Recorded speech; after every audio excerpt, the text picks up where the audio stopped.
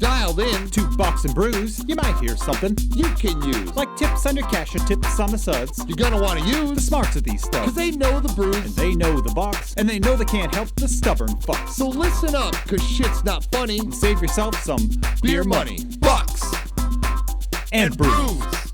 Bucks and Bucks. Bucks And brews. brews. Bucks and Brews.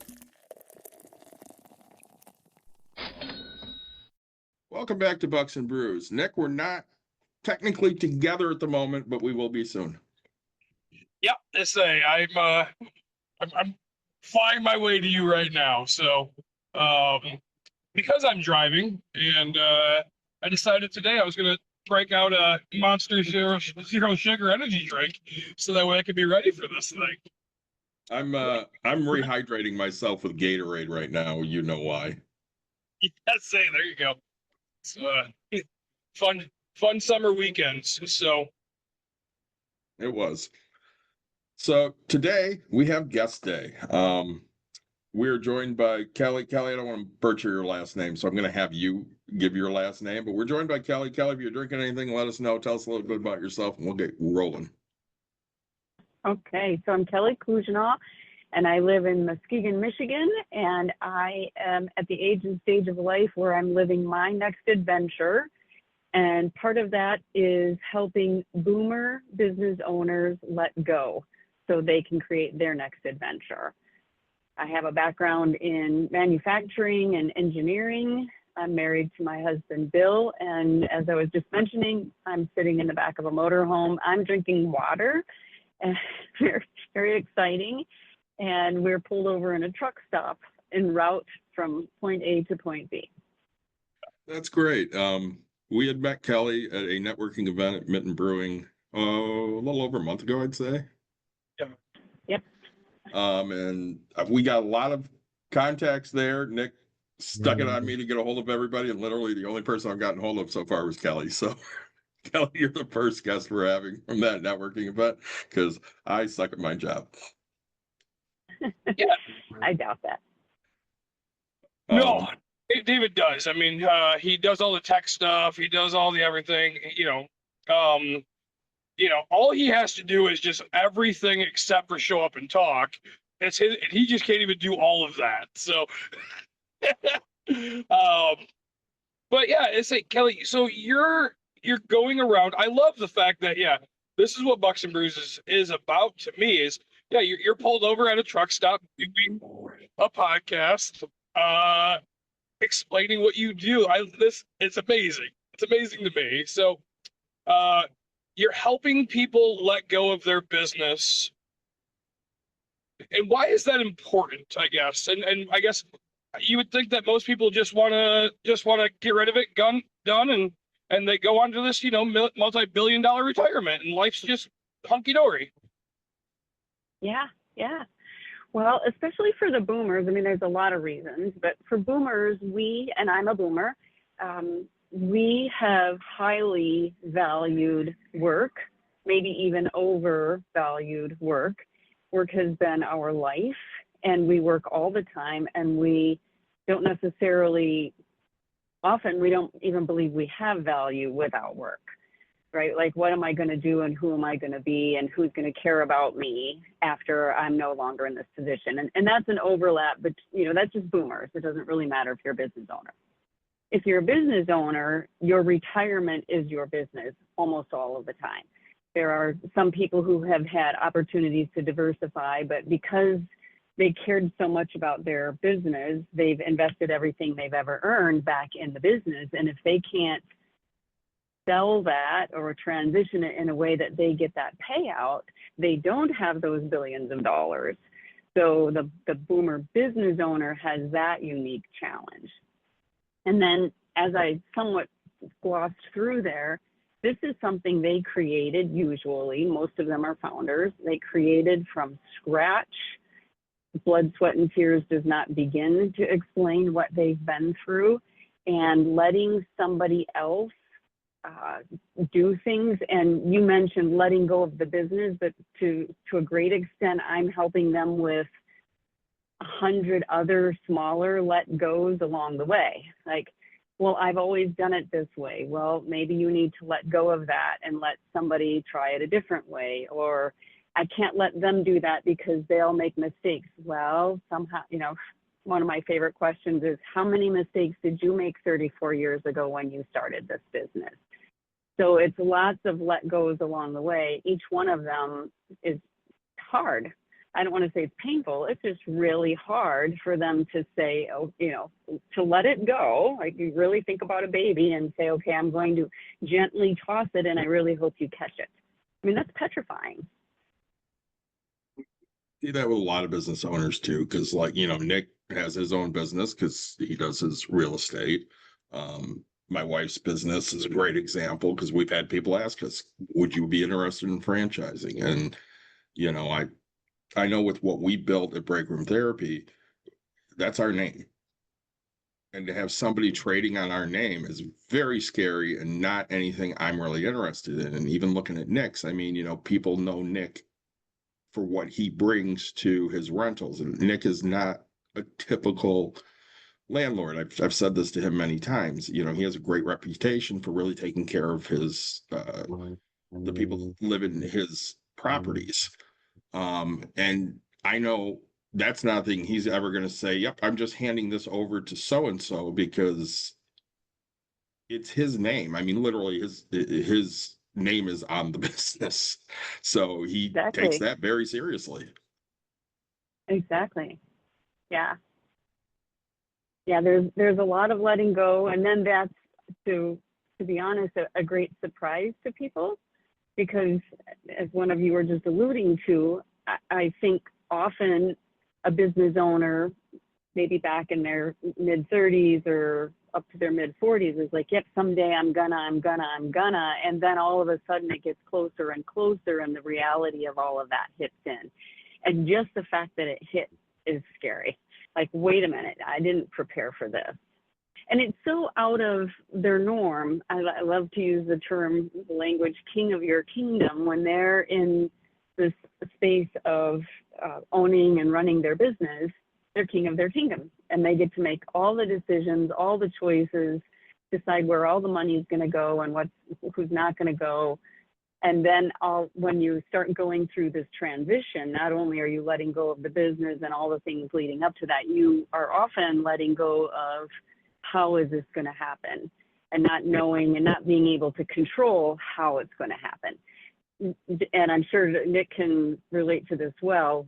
Selling real estate, there's a pretty consistent process that you go through, but every property is different because there's a different seller and there's a different buyer.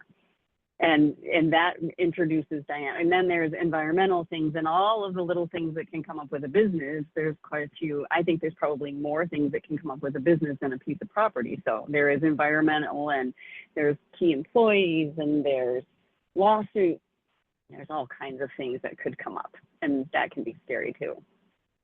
Well, and you said something earlier that I kind of want to touch on. You said that, for boomers, work is such a big part of their life. And I think that's a uniquely American issue, because you'll find a lot of people when they meet and they're like, well, who are you? It always goes into, well, I'm a doctor, or for me, I'm an analyst.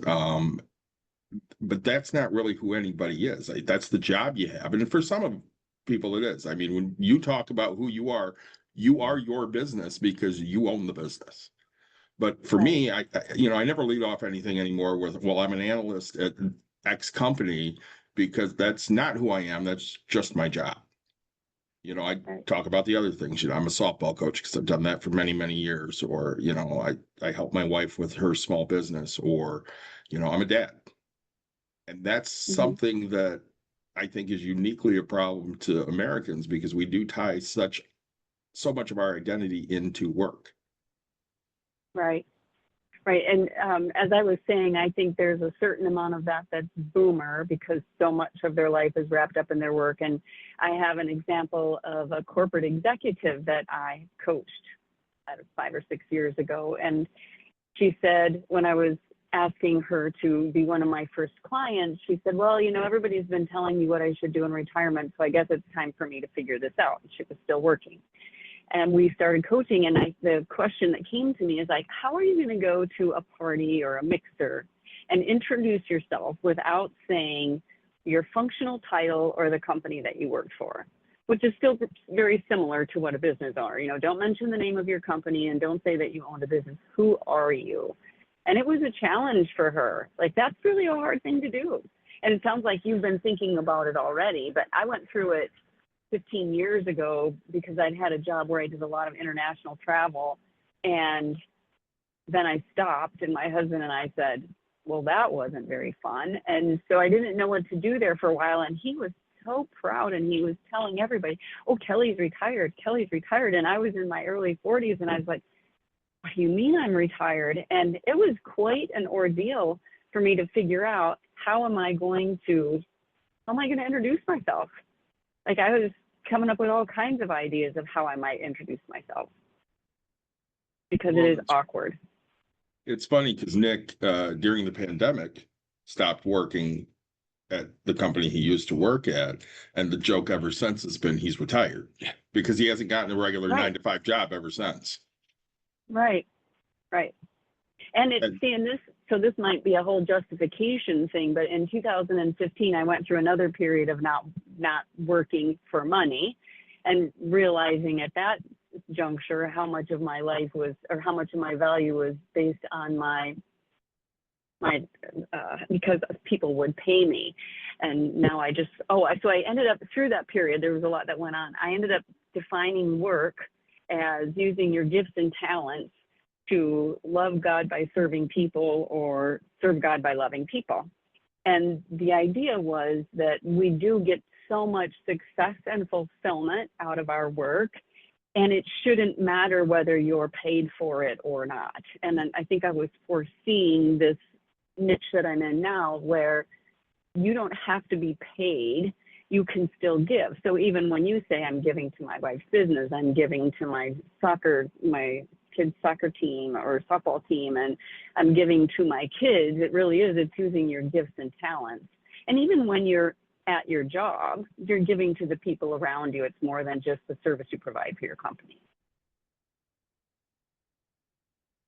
So I guess I want to dive in just a little bit.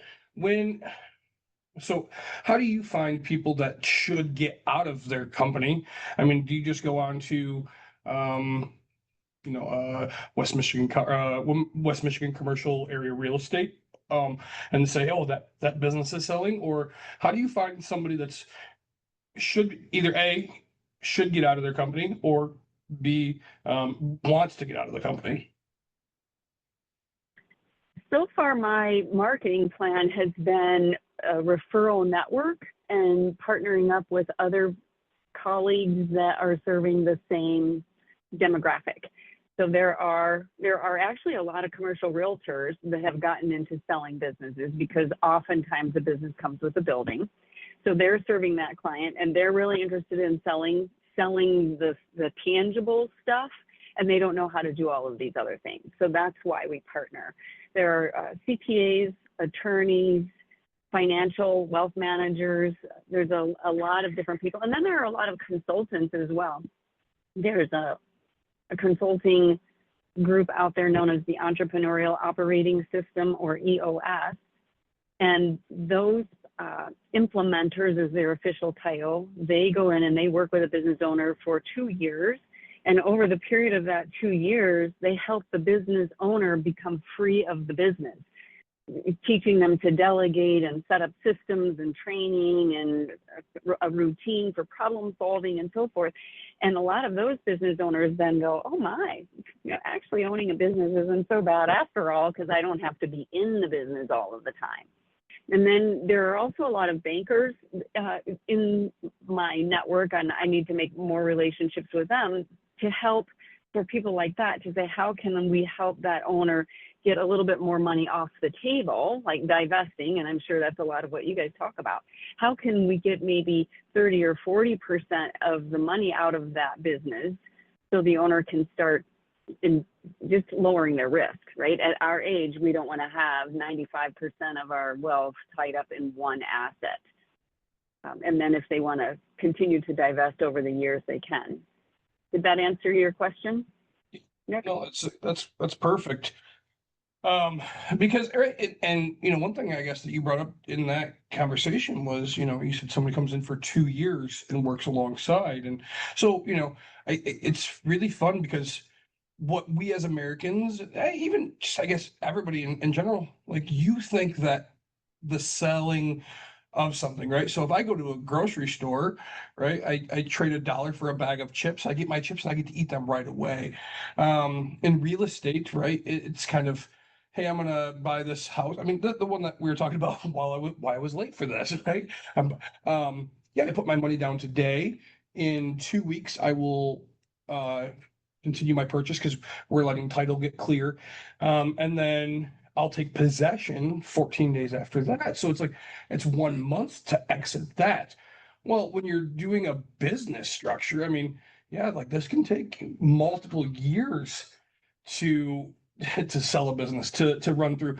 We were looking at I was looking at a bar not too long ago, and it was like, hey, I want you to stay on for 6 months. That way I can, figure out the staff, run the things, do all this and that. And so it's a very long process. You don't just wake up one day and say, yeah, I think I'm going to sell my company. I'm out. See you. Have a good day. You look at Warren Buffett, and he just announced that he's going to be done, and he's still got months months until he's officially finally like not going to show up into office, right?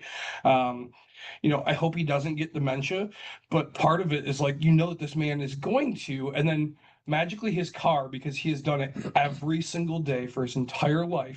You talk about a man that has routine, right? The joke is, I mean, literally, he wakes up, he grabs the newspaper, he goes to McDonald's. If the market's high, he gets a sausage, egg, and cheese with an orange juice and a hash brown. If the market is low, he just gets a sausage McMuffin, right? And so if the market's stagnant, he gets a sausage, egg, and cheese with orange juice, no hash brown, right? So stagnant, he's fine with the middle. Wow. And then he goes in and he reads the paper. And it's funny that we know about this. It's not just because it's written, it's because this is what this man has done for 50 years of his life, every single day. It's the exact same routine, but he has the exact same outcome, right? Like he's a billionaire because he didn't break any. But for that guy to walk away, I mean, the world is like, holy cow, that's going to be so different. For Berkshire Hathaway to have a whole new ownership, that's the most insane thing that anybody's ever thought about. I mean, he's definitely put it in his time. And then some. But I mean, even for us, when we look at retirement, and we joke that you're retired. Yeah. Obviously, you're still doing stuff. Don't you just view retirement as a different form of working? I do. And I do as well, Yeah. because it's not, I'm never going to stop doing things because that's why you live your life. Yeah. And but it's the thing that we talk about. For me, retirement is doing what I want when I want to. Yep. For the most part, right? There's always going to be things that I have to do, which we talk about. But I was having this conversation earlier. I'm the cabin I'm buying. I was like, shit, I was so excited because I'm gonna go throw a horseshoe pit up there. And then I thought about putting the horseshoe pit in. I was like, man, I really don't want to go put the sand there and do all this. I was like, I just want to play horseshoes. And I was like, I can pay somebody. And then all of a sudden I was like, no, that's not what I want. I was like, I enjoy doing that. The problem is I'm busy right now. I won't be busy here, and I need to make that time to want to go do that, right? I need to structure myself and say, hey, I'm going to go up for the weekend, and my project, I'm not going to play horseshoes for the first weekend, maybe Sunday after I'm all done, but Friday, Saturday, I'm going to build this horseshoe pit. I'm going to build it the way I want. I'm going to have the beauty, because in my brain, I have this thing beautifully set up. Yeah. And then and then if it doesn't, if I don't get fully accomplished, at least I've made some effort towards it. I have the rest of my life to enjoy this cabin. I don't need it to be done yesterday. Right. And my wife, on the other hand, right, she wants it done yesterday. Say, don't have me up until it's done. And I told her, I said, good, it'll never be done. So, but yeah, right. So getting, and I think most people forget that, yeah, you took 50 years to build a business. It doesn't just sell overnight, right? Yeah, there's so much involved. In fact, we like to say almost it would be ideal if you had 3 years to get ready. It could take 6 to 9 months to actually have a sale. because there's a lot of due diligence. A buyer isn't going to come and just write you a check because they trust everything that you've written down. And then, as you just pointed out, there could be a 6-month up to a 2-year transition period, because that new buyer or the new owner, they want to know that everything is going to be the same and still produce the same results, really, after you're gone. And one of the things about the 3-year runway, besides getting things to a point what I call turnkey, right? Somebody doesn't want to come in and have to figure out how to do everything. They want to know that there are procedures in place and employees are trained. There's also this phenomenon with small businesses, and I won't ask you guys to confess unless you want to, but we run everything through our business for those tax deductions, right? And when all those tax deductions ultimately lower our profit, because that's what we pay taxes on. And now you're going to go tell a buyer, well, really, it is profitable. I promise it is profitable. It's just that I've been taking all these deductions. And so that's one of the financial things. And I'm not the expert there. That's, again, why I bring in other experts around me to help with that, the details of it. But they need to stop overpaying themselves or overpaying for their real estate or paying medical insurance for their 3 children and 5 nieces and nephews, because those are out of the ordinary. And when I ask, I know there's EBITDA and I know there's adjusted EBITDA when you're going through the process, but I asked a broker, I said, why does the 3, if you're going to adjust the EBITDA anyway, why is it so important to have those books running clean for about 3 years, they'll say. And they said, because you want your tax returns to line up.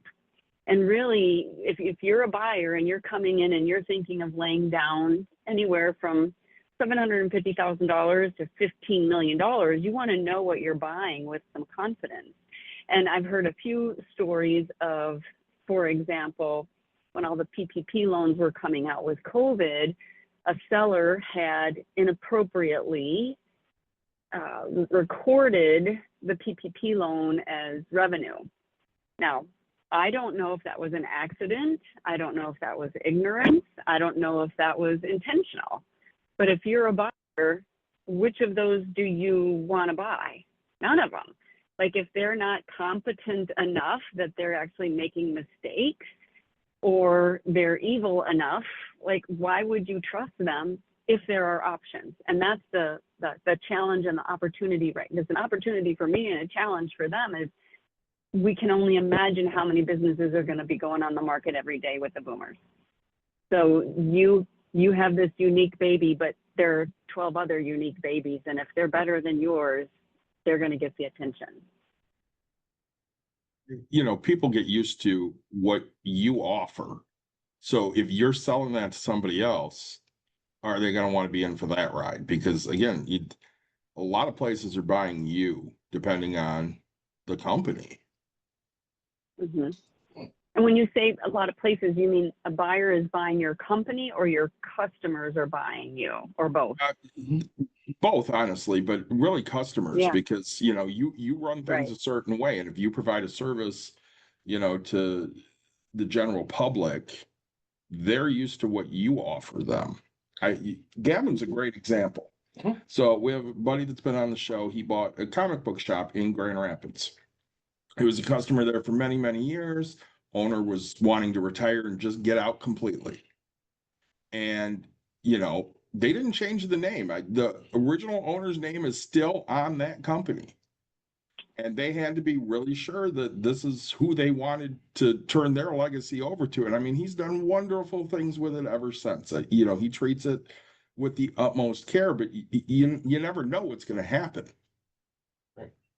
Mm-hmm. Well, and it is very hard. If you go into a pizza shop, right, and it's Joe's Pizza King, which is just around the corner, Yeah. right?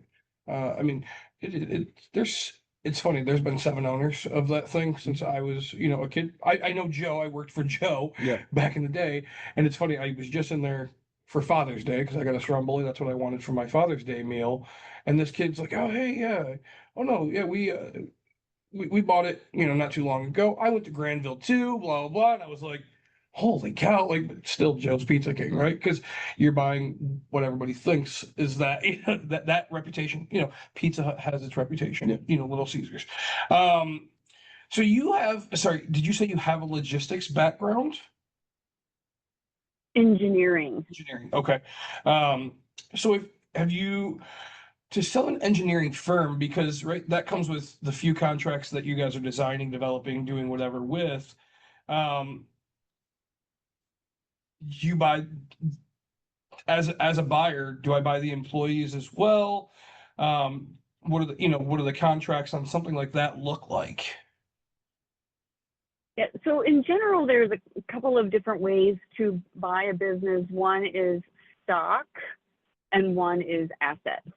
And when you have a service business, you have very few assets, right? Especially if you don't have a building. And oftentimes that's an opportunity for a boomer business owner, is to sell the business, but retain the lease or the real estate and lease it back to them. And so that can give you some residual income that has a little bit more guarantee over the long run than once that business is gone. If I hold a loan on it and I no longer own it, that's a risk. So I just had a panel of 2 business owners last week that I moderated, and a woman was there, and she had sold a retail business twice. And the first time she sold it, it was a boutique store with a lot of women's clothing, but I think they had candles and some other interesting things. She was out in Connecticut, I believe. And when she went to sell it, there was no real estate because she was leasing. And in fact, I think her lease was expiring. And she said location is everything with retail. Then there is the inventory. So whatever material goods she had in inventory. And then in that business, there are fixtures and furniture and, a little bit of equipment. So that would be, the inventory and the equipment would be the only assets. And then there was the brand, and she had really worked hard on her brand. And that would be the goodwill portion. And somebody came along and bought just the inventory and the furniture and fixtures and said, I don't want your brand. And so, I don't know what that looked like, but the broker who helped her divided it up and let that be optional. Then she came to Grand Haven and reopened it under the same brand because she still owned the brand, ran it for 5 years. And then the same thing, the landlord the lease was coming due and didn't want to give her a 1-year lease. And she was, I think, 68, 69 years old. And she said, I'm not interested in a 10-year lease at this point in my life. So she went ahead and declined the lease. And I think the landlord really wanted her to stay, but understood her predicament. And he went on to lease it to somebody else. And then she was having to make these decisions about ordering the next season of inventory, because in the clothing world or anything related to fabric, I figured out there were these seasons and you have to buy now for something you're going to sell 4 months from now. So she was making purchasing decisions and was really getting ready to liquidate. And somebody happened in the store. And in this case, the woman bought everything, knowing from the very get-go that she had to move. Again, location is everything, but the same landlord had a new space 2 doors down, and literally took it all down on carts, and they were able to take care of it that way. But with a service business, it's going to be more about your revenue and a multiple on your revenue. And then there are drivers that an acquirer will look at based on, as I mentioned, how turnkey it is. Like if you have to be there, if the owner has to be there to make every decision, that's not very turnkey. Then you're selling a job, not a business. If there's recurring revenue, which is a guaranteed, not just reoccurring, not just you have raving fans that come back, but you have some contractual obligation with them. Those are the things that acquirers are looking. They're buying that future cash machine. Yeah. And say earlier, you kind of mentioned, most business owners filing everything through their business. And I'm not afraid to admit, right? I mean, a few years ago, I made $63 a month, right? It was a joke between my friends, right? Like, Nick, how are you affording beer? Thought you only made $63 a month. And I was like, yep, credit card still works, right? But so, financing, how are you finding, because you said 715 million, because, I don't know. I guess that's a quick question, side note on that. Like, is that the price range that you're finding for most small businesses and people to sell? Is around 700,000 to 15 million? Well, that's the whole thing. It's kind of like the generational, where do you put the points, right? I would say a small to medium-sized business is in that 750, maybe even 500,000 to 15 million. And then there's, I believe what they would call, I think a Main Street business might go all the way up to 2 million. It kind of depends on how you're categorizing. And then we think about larger businesses being 20 million and above, maybe 50 million and above. And the difference that would take them out of my sphere is they usually have a lot of people on staff already that can help them, and they don't need external experts like me and my colleagues. So we're usually focusing on that 20 million and lower, or in my case, 15 million and lower. I like to work with maybe 10 to 20 or 10 to 30 employees. Okay. Yeah, saying that, I mean, it makes perfect sense, because when you have a CEO, a CFO, you are a larger corporation for people to just Right. have the general structure to help you with that exit. Right.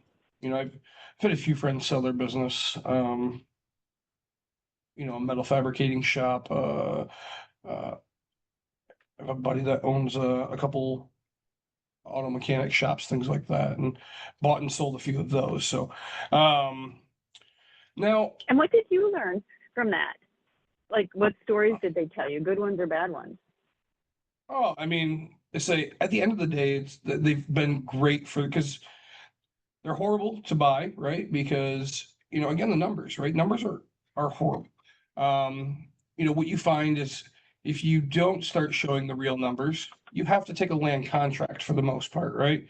As you said, the bar I was looking at, I can give most details.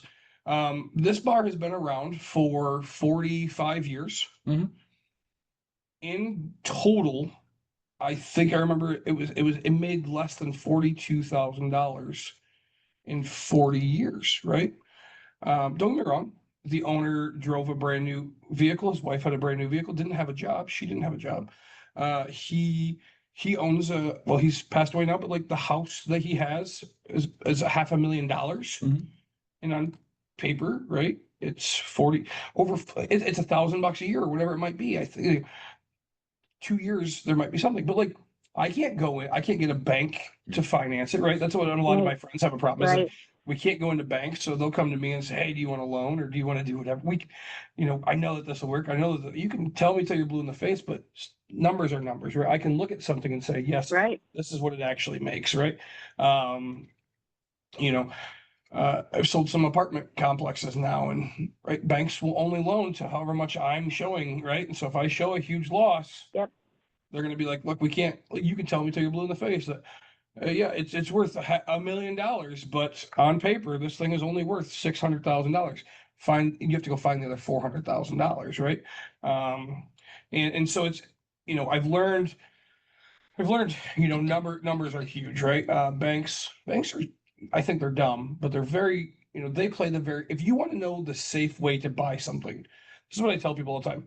If you want to know if something's safe to buy, go ask if a bank will lend on it, right? Because if a bank is willing to give you money, that is probably the most risk adverse people I've ever met in my entire life. Okay, these people, Right. because it's yours and my money that they're playing with, and if they screw up, they're bankrupt, right? And so if a bank is willing to give a loan, that's the time I usually go, all right, I'll do this. So, Yeah. otherwise, say land contracts are a thing. And then it becomes, as you said, this lady, she got lucky. It sounds like, to be honest with you, 68, 69, selling it twice. Mhm. Most people, I mean, you're going to take a land contract for the next, 5, 10 years. I'll make payments to you along the way for all of this stuff. And so, and hope that you can show money and then all of a sudden sell it. So, Right. you know, I find say I find this as a very I love business itself. And I like the fact that you're telling people that, hey, you have to show some type of an income eventually, just to make it an easier transaction, right? Right. None of us like to pay taxes. It's just the point of life that we have to pay it, right? So, yeah. Um, now, if somebody wanted to get a hold of you to figure out if I were to get a hold of you and say, hey, I want to sell this business, how do you help me figure out how much I can sell it for? Well, I personally have a software product that I use that gives people, it takes 15 minutes and it's a complete it yourself. So we might have to go back through and review and make sure you've answered the way the tool is going to help you, because, you know, garbage in, garbage out. You can get a free estimate of value. And I've been told by professionals in the industry that it's good to within plus or minus 10%. And of course, from my perspective, and the reason I love this tool is it buckets your responses in actionable categories, because I'm not looking for somebody who's going to sell tomorrow, although I can help them with their head. I can help them, you know, walk through the letting go part. But if you want to give yourself that 3 years to really get your business prime to sell for the most money, this tool then says these are the things that we can work on, and it has numbers. And you know, this is where my engineering comes in and my analytical brain. We can literally run what if scenarios. Well, what if you could get 25% of your recurring, of your total revenue to be recurring revenue? How much would that impact the street price, right? And so while that tool might not be 100% accurate on the value, I tell people it's like the bathroom scale. We've got a baseline. Now we're either going to go up or down or stay, but you know, our goal is to go up. Otherwise, I have many colleagues who either do valuations only, or they're a broker who will do a valuation, and they'll get down into the deep and dirty. And for usually less than $5,000, they'll go out and, just like a real estate investment, they'll find comparables and they'll get a market price. And that's usually the biggest challenge for business owners is they're using some other method of calculating. First of all, they'll say, well, I need this much money, therefore my business is worth this much money. Or they'll say, well, I sold this much and I hear that you can get 3 times revenue, so that's how much my business is worth. Or, well, my friend down the road just sold a business that, by the way, happens to have nothing to do with what my business is, but I'm going to get that. Yeah. Or I read on, you know, somewhere that this industry is getting such and such multiples, and since I have this much, you know, and really just the difference between revenue and EBITDA, like they'll put it on revenue, put the multiple on revenue instead of putting the multiple on EBITDA and have that. So the reality check is really helpful. And it's not always a fun pill to swallow, but it's better to know now. And again, that's why I'd love to have 3 years. And please talk to me before you're too tired, because it takes a little work to keep running the business and be doing these extra activities that will help you get it ready, which helps with the letting go, because it's easier to let go when you don't have enough energy to hold on to it all. I find that a lot where, you know, you don't just sell. You don't wake up one day and think, I'm selling this thing, right? This takes, you're either A, getting burnt out, B, you realize that, hey, I need to start spending time doing something, right? It's never just, I think I'm done with this, right? As a business owner, yeah, we have our random days, but we never just go, yeah, you know what? I'm just going to let this one sit for a little bit, right? Like we put so much time and effort, and you know, so 3 years, yeah, you know, as you said, now you're asking me to come in and put more effort into this and get you the paperwork, right? And you know, I'm notorious for it, where it's like, you know, I have a house right now where I keep asking for feedback, and now I'm just like, just here, just take it. I don't, you do the information, you do this, you do this, you do this. And so it's like, I don't, I hire people to do the things for me because I no longer wish to do these things. And so, for you to ask somebody to come back in and, hey, some owners are down to, 10 hours a week, and now you're asking them to go back to 20 hours a week, right? Which, for some of us, 56, sure. But you have to remember, like in the beginning, we were working 150 hours yeah. plus every Yeah. week in this. And so, so sure, some owners are still at 45 or whatever, but to ask me to go up as I finally, that 150 was there for 7 years. And then it became 145 and 140 and 132 and got down. It took me 50 years to finally get to a 40-hour work week. And my brain is still thinking about it while I'm at home. But now you're asking me to go back up. No, that's the hardest thing in life to do. It's the hardest thing in life to do. Yeah. Well, and really, the way I work with clients who are in it for that 3-year journey, and it's not just their head, but that's the key piece of it all, is we talk about owner freedom first, and we work on how can we free up time first. That's the very first thing you do. Then you turn around and invest any of that freed up time in these value increasing activities that will increase the value. And then you have a little bit of time and you're increasing the value. And then we literally talk about practicing retirement, where you leave for a while.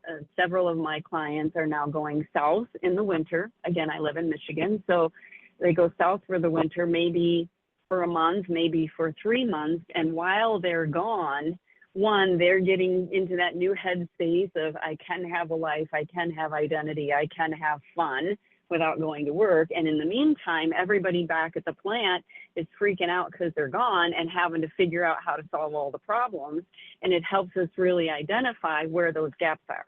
Like, it's good for you to be out for a while because then we know what's missing. And when you come back, we can work on that. Like, how do we equip them to be able to do what you've done for 30 years without even thinking? You don't even know how you do it. It's so natural. So we have to figure out how to help them do it because it's not natural. I mean, David's witnessed it for me. I've witnessed it for him. He just doesn't know it, right?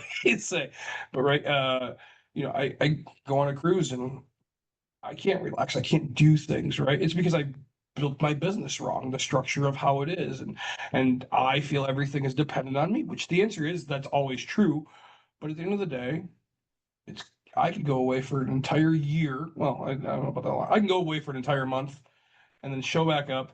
And again, if it's a fire, the fire chief will take care of it. My insurance guy will step in. I don't need to be there. Things like that are happening. But you, right?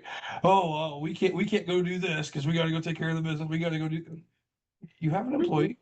You have a person that, sure, 6 hours isn't going to break it, But it's hard to let go of that management. It's hard to let go of that stuff. But it's what do you want from yourself? What is your expectation of where it's going to be? So, I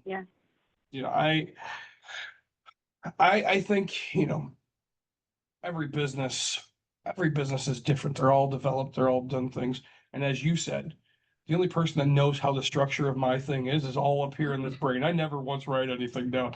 The best gift I ever gave my wife is I laminated, on my refrigerator, I laminated all of my contacts of, let's call it priorities, right? So, if I pass away, yeah, it's going to be a pain in the butt, but she knows that, hey, there's an electrical issue. She calls this electrician. She knows that if flooring needs to be done, it just says flooring, right? And she calls and says, hey, paint, I need this person. And HVAC, right? So if by the time she's mourning and somebody's AC goes out, she just gets to call this number. She didn't have to think about anything. All she just says is, this person called me, Nick put you down, and that person's going to go, I'm sorry for your loss. I got you. And because that's how I've built, but the best gift I've ever given her, and she doesn't know it, right? Because she hasn't had to use it yet, but she's met my people now a little bit. But if I pass, she just gets to go, this is what's happening. Well, again, when I tried to die a few years ago.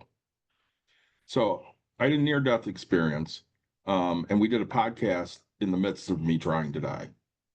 And the podcast quickly turned to, hey, Nick, if I drop dead, I need you to do these things for my wife and my daughter because they're not going to know how to do any of this stuff. The money's written down where it is, but they're not going to know how to access anything. They're not going to know what to do with these investments. I need somebody I can trust that'll go, yep, we'll just sit down and look at the money and I'll help you manage that because I'm worth a lot of money, Dad. And Yeah. I couldn't just trust that to anybody. So again, like you said, the disaster plan is there. Yeah. We just can't die together. Yeah, we're gonna be like the Coke people. Yeah. There's two people that know the Coca-Cola recipe apparently, and they're not allowed to fly on the same plane at the same time. Yeah. Exactly. Yeah. Yeah. So, but Yeah. that's a company we need to sell. So now, all right, back to yours. Your fee structure, is that based off of? Is it a base price, or is it based off of the selling, like with real estate, 3% commission kind of happens so if it's 15 million, I make more money, but if it's 700,000, I make less. Is yours just, hey, no matter the price of the business, it's just one cost, or how does that work? Yeah, my model right now is just $1,000 a month. It's a retainer, and you're part of a mastermind of other people in your state of life. So I actually have two of them. I have one for what I call the now generation, which are primarily boomers, and they're all grappling with this letting go, and then they can share experiences of, well, I let this go and this is what happened, or how would you do this? And can you believe they don't want to work and all of that stuff? Yeah, of course. And then I have a separate one with their next generation. And if they have two people come from the same company, then the second person joins for $500 a month. And then with that is private coaching as much as they want. And oftentimes they don't want very much. It's kind of interesting.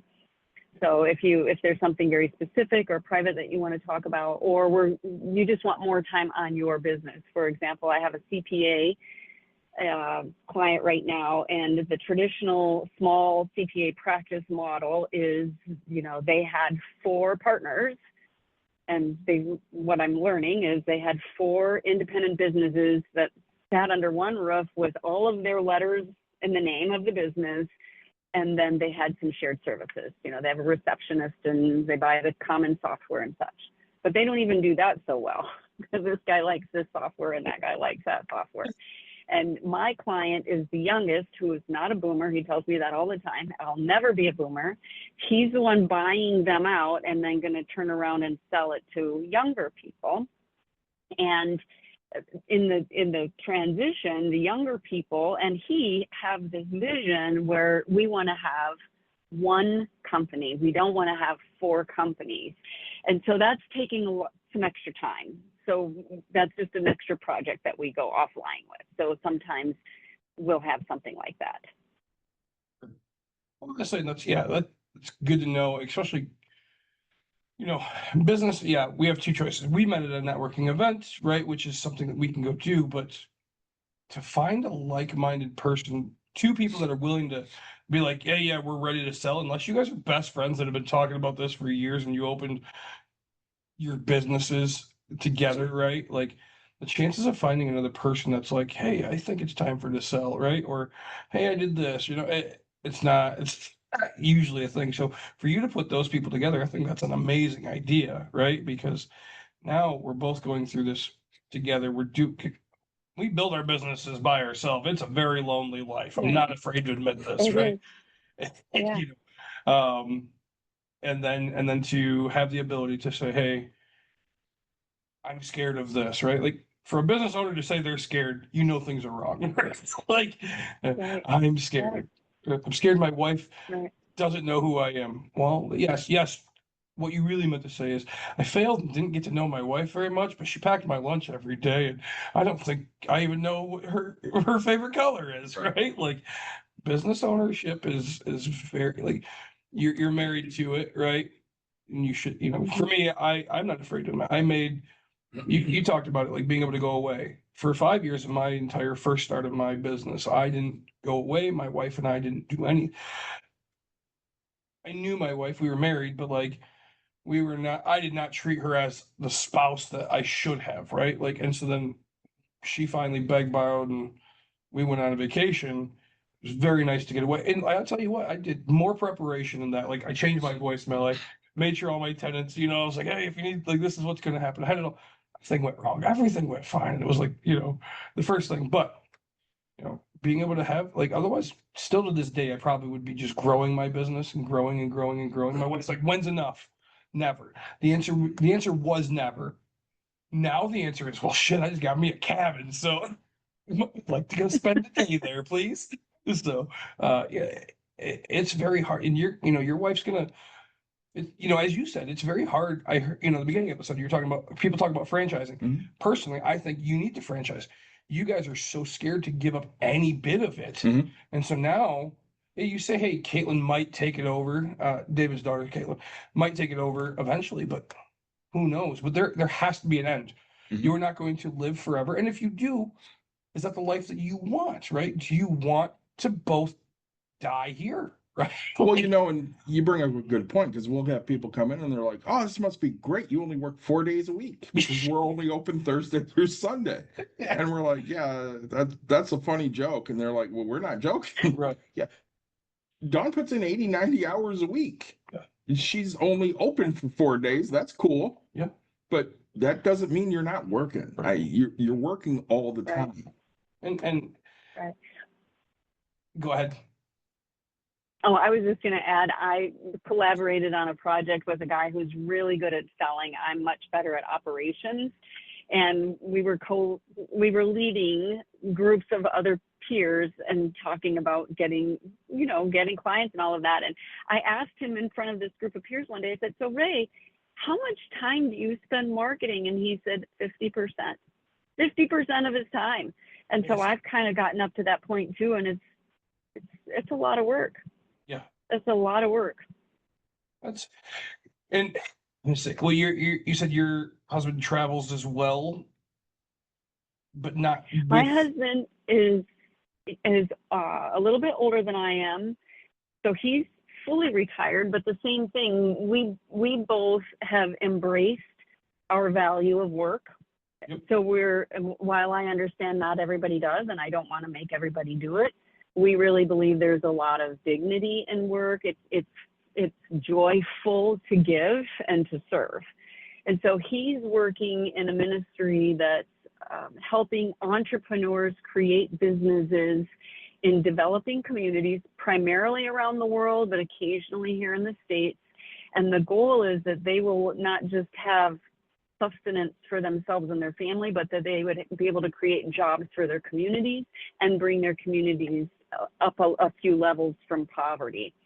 So but as you can see, we're both very mobile.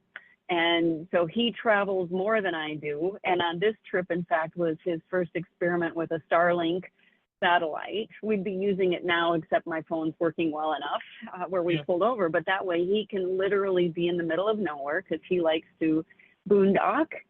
He has all these cool solar panels and it doesn't need to be near people for a long time, but he can still do that. And we believe that we'll work as much as we want. Like you said, Nick, we want to work as long as we can. And then, probably our hard question will be, and we've just barely broached this, who are we going to listen to tell us that we've started to lose our mind? Because when you get into all of that conspiracy theory stuff, so we're still working on that one. Yes. But as long as we can talk and think and, maybe type a little bit, we're going to go as long as we can and have fun, not just work. Yeah, it's again, it's still fantastic. You guys are just traveling 2 different spots, doing things. I find it fascinating. A little jealous because I need to start traveling more. That's one of the big things I need to start doing. I know normally people think I'm just gone all the time, which I am, but not anywhere compared to what you guys are doing. What I would like, right, for myself personally. When you asked me the exit plan with Break Room, Yeah. We love doing this. The day will come where we don't. Right. I don't know what that looks like. And I mean, we're still relatively young, even though we feel old as hell, because, I'll be 48 on Saturday and Dawn will be 50 next year. And we really, I like working at Break Room, even though I don't draw a salary here, because it fills my emotional bucket. I get to help a lot of people. They come in with stressors in their life, and I get to see that go away, and it makes me feel better about myself because I'm giving an outlet. Yeah. And those are things, like I told her before, I would like you to be able to take some time off and be okay with it. And yeah, we do have an assistant manager that can step in and work on a day, but it's hard for her to just say, yep, I'm going to wash my hands of this today and let things go however they go. Mhm. Because again, her name, and you know, I do liken it a lot to the first time you drop a kid off at a babysitter, Yeah. because you're all out of control now and you don't know everything that's going on, and that's a scary place to be. So here's what I want to tell you and Dawn, David, is that, as you know, I know you know this, something could happen to the both of you in a heartbeat. And what I encourage you to think about, instead of what you're letting go, right? Because that's what we do as humans. We're always looking and worrying about what we're letting go and all the things that are going to go wrong instead of looking forward. But coming up with some systems and structures where if something happened to you, your clients could still be served. Yeah. And if not, if you don't, then somebody else will, right? Because then you're letting go of that. So when my mom sold her accounting, she was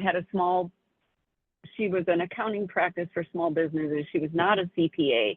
And it was very, very, very hard for her. And I wasn't anywhere near this field at that time. So I was just spouting off. And I'm like, Mom, you can either die and then you're just going to let them off. They're just going to be like running around like lost ants trying to find what to do.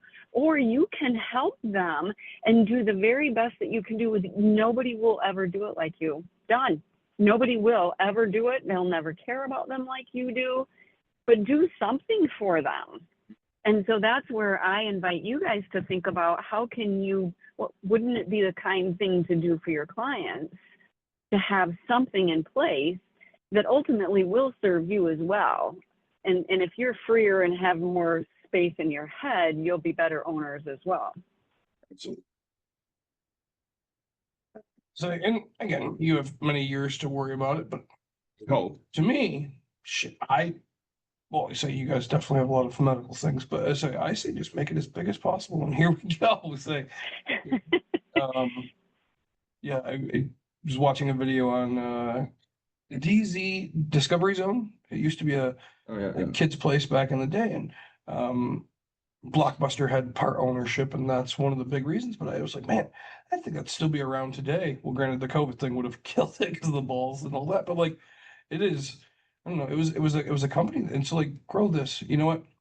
Set yourself into a standard, let it go. But I mean, figure out what it's worth to you to teach somebody everything, but not be you, right? Right. Hey, I can teach you all of this. How you act from there, I've made this amount of money, and that's okay with me, right? So, you know, we see it with I think it was like Sweetwater Donuts, which is something you and I can relate to. I'm not sure if you've ever been to a Sweetwater's. I'm assuming. I don't know that I have. Oh, I don't know so where they are. they're normally Kalamazoo. so Portage. yeah, there's one in Okay. Kalamazoo, one in Portage, one in Battle Creek, and one in Plainwell. Yeah. And, Okay. and you know, So no, I there's haven't done. oh, so these are some massive donuts. I mean, just the size of your head and filled, and they're just fun, the great flavors and things like that. But we all know that there's one, The one in Plainwell, so the one in Plainwell is good, but it's not but it's the not the original, same, right? Yeah. So because they don't follow all of the same recipes Yeah. for stuff. So there's 3 Sweetwaters, and there's a Sweetwater's Donut Mill, which is the Yeah. Plainwell one, which is good, but if you're comparing, it's not the same. And of course, But you know what? That's where I invite you to just decide, should you decide to take a path like that, that you'll do it so there aren't those. yeah, Right? You'll just do it so there aren't those, and you have exit clauses that say, we're going to have audits, or we're going to do everything we can to equip you to be as great as everybody else. But if you want to do it your own way, you can go somewhere else and do it your own way. right. But you have to believe that's possible. If you don't believe it's possible, then it won't be possible from the get-go. Yeah, absolutely. I say, Is there any questions that I haven't hit yet that you wanted us to, or that you wanted to answer that we didn't ask? I don't think so. I think we covered a lot of it. It's a unique generation. It's a unique opportunity for the sellers as well as for buyers. We're at a very interesting time in life. I think boomers are the first like huge population phenomena that our country has ever faced, right? Millennials will happen 30-ish years from now as well, coming in and going out. So it's really interesting. It's fascinating to me to study it all. I think maybe there was one more thing I could share is the values difference between the current generation or the boomers and the younger people. In case you have any boomers listening, that their values are different. The younger people values are different. They're not wrong, which is really hard for boomers like me to stomach. They're just different. And if you can stop resisting them, it will get easier faster.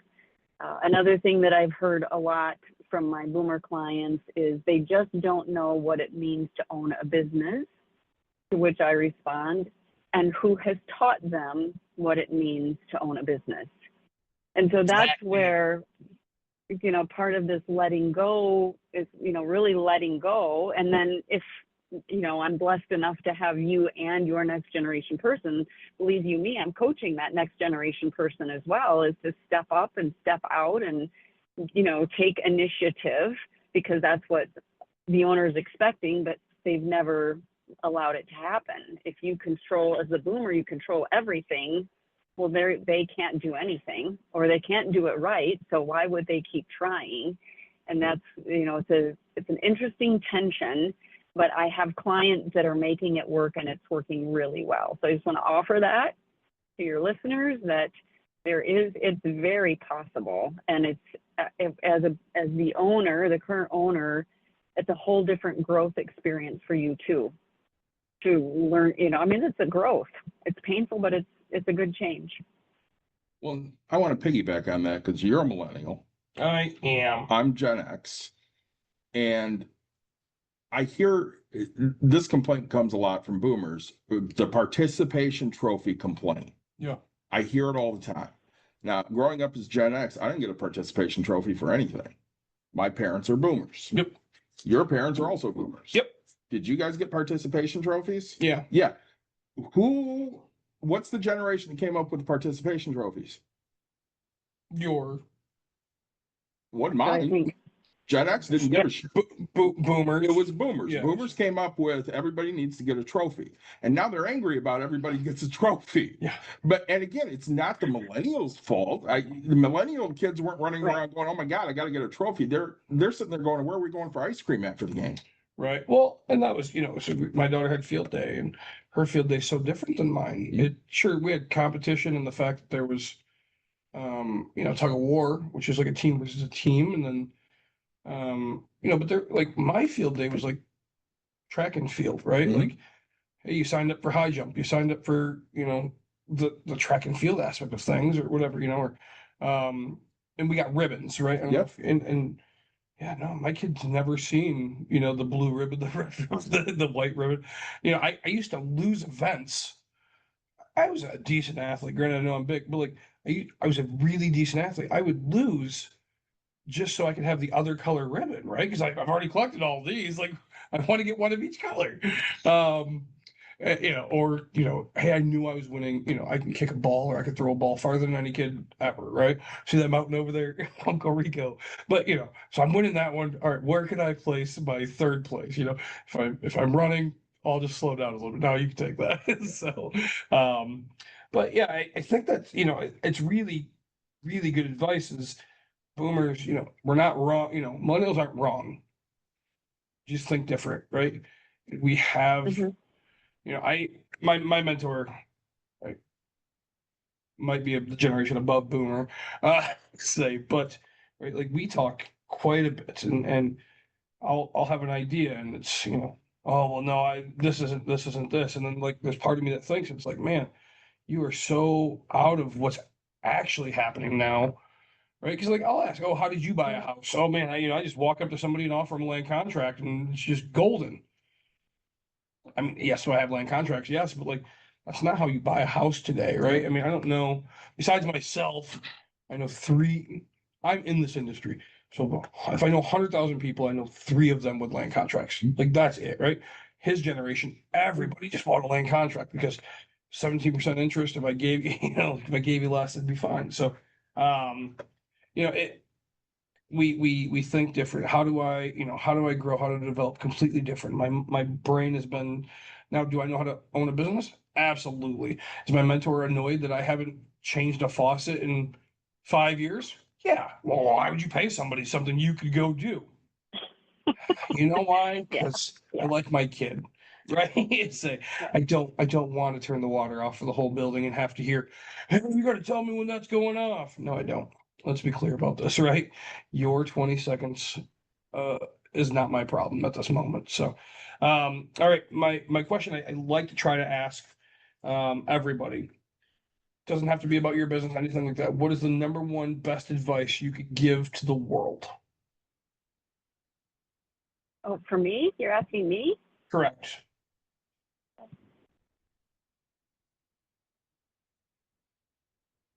Oh my. We stumped I think Kelly. just keep looking forward. Yeah. Keep looking forward to the change you want instead of what you're losing or leaving. I like that. I do too. That's gonna be a good one. Yeah. So I'm sorry I had to do the first part from the car. I did drive perfect speed limit and To get here. pay attention to all the laws and safety to get here. But as always, guys, like, subscribe, share, tell your friends, tell your family. We appreciate you joining us. Kelly, tell everybody how they can find you. I'll make sure I link it all in the show notes. Oh, sure. Ownersoutpost.com is the website. And there will be other places you can go from there, but ownersoutpost.com. Perfect. Stick around for a second when I stop the episode, Kelly, and we'll, finish up. But thank you so much for joining us. This was a great talk. I enjoyed it. So if you're Good. live Well, on good. Twitch right now, we're going bye-bye. We'll be back. We'll figure that out. Yeah, we'll figure that out. So, we'll see you guys next time.